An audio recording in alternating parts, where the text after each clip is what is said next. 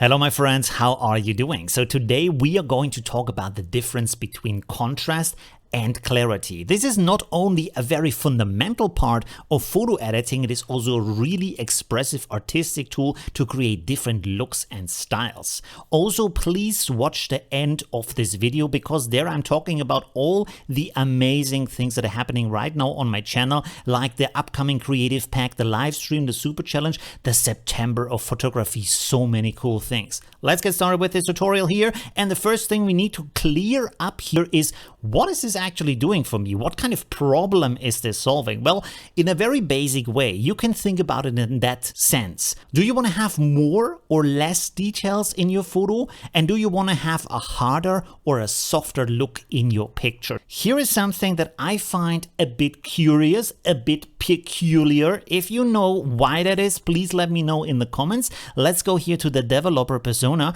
and over here you can see enhance on the right side, and we have these four sliders in here. We have contrast, clarity, and then interestingly enough we also have saturation and vibrance. Now, why in an area where I adjust different kinds of brightness I have a color adjustment? Let's put this to the test. So see, when I put up my contrast, you can see that the colors are getting very saturated, and then when I put it down they get very desaturated. That's strange. So you have to cope for that with your saturation and vibrance. I guess this is why it's combined here, but you cannot adjust the blend mode of these settings here, and that's really not so great. Let's go over to our photo persona here, and there, and this is also interesting, in the adjustments we have brightness and contrast, which is a really cool combination of these two sliders.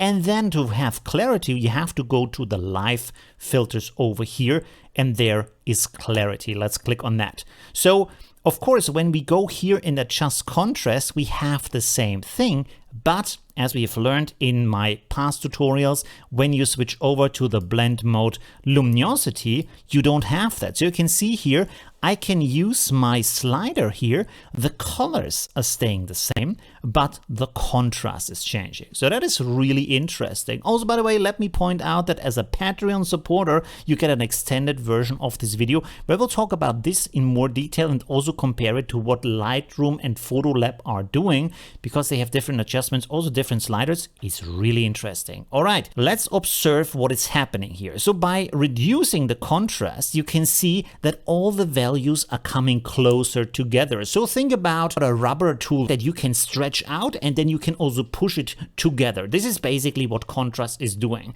When you lower the contrast, all of the values are pressed together, and when you heighten the contrast, they are basically getting pushed apart from each other. So you can see that everything that is dark is getting darker, everything that is bright is getting brighter, right?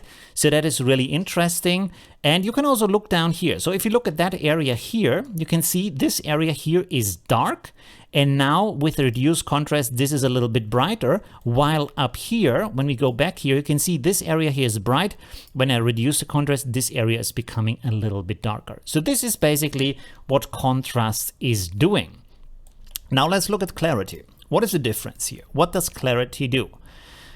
When I have more clarity, you can see it's not really adjusting the contrast, is it? So the contrast is basically staying the same. If you look down here again in this area, you can see that this dark spot or these dark spots up here with high clarity, with low clarity, they change a little bit, but not that much, right?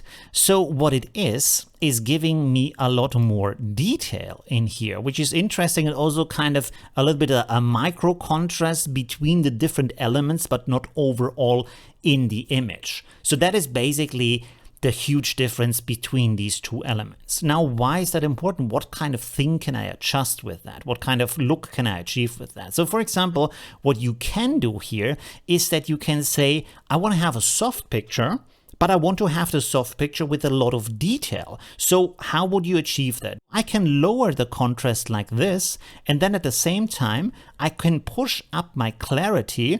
And so you can see here that I have a picture that has more detail than before, but at the same time, the values are not more extreme. So the picture from its values is softer at the same time. Now let's compare this to the original picture here. So you can see this is the original picture, and you can see it's brighter and has more contrast. Now it has less contrast. So you can see the brighter areas are darker, the darker areas are a little bit brighter, right? At the same time, when you look here at the foam, this doesn't have too much detail, but now when I turn this on, it does have more detail. So this is a very, very nice way to adjust it that way. And of course, you can also go into the other direction, right? So let's go in here and reset this real quick, like so. So let's say I want to have more contrast like this, so it's a more extreme picture. Oh, by the way, we have to reset the luminosity here. So let's make a high contrast picture here, but then I say, okay, I want to have it high contrast, so it's more jumping out at me, but at the same time, I want it to be softer from the details. I want to have less details in here. This, for example, can also be used for skin, where you have softer skin, for example. So this has a lot of different applications. There is luminosity. And now let's reduce the clarity here.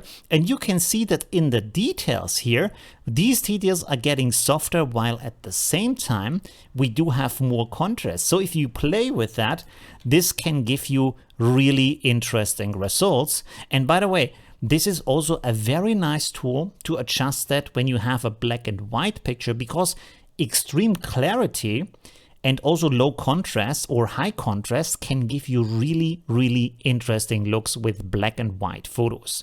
So really check that out. Now I want to talk about the cool things that are happening right now on my channel. First of all, the new creative pack that is upcoming is called the Artisan Toolbox.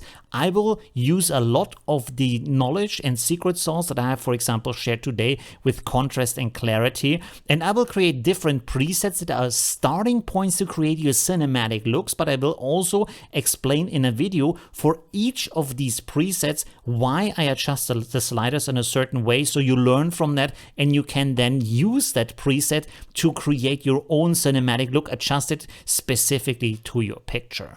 Also, I want to invite you tomorrow to my live stream, which is going to be really cool. And also I will show you the results from the super challenge. You can still enter today if you have not done yet so. And the September of photography, please join that. This is a challenge. This is an action that's happening in my Facebook group starting on the 1st of September. So the challenge is you post a photo that you have taken on that day every single day. So you have to take a picture every single day. Ideally take more than one picture and then choose the best one. And this is to improve your photo skill and just get you more into the habit of taking cool photos.